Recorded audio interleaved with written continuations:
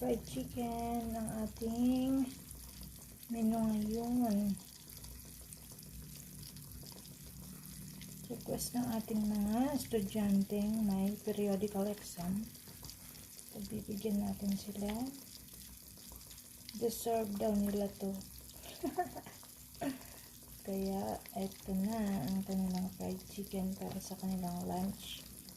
Mamaya pagdating galing school. Pang umaga sila.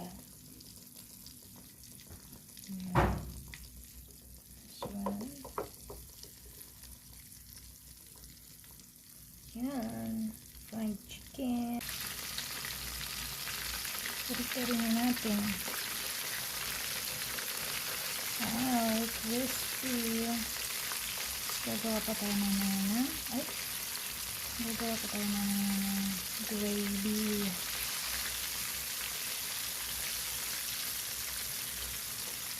Ito ang ating mga estudyante. Request na ating dalawang bebehan.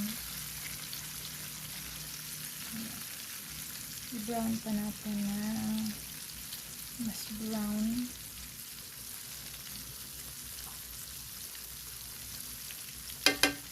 Yan ang ulam namin ngayon.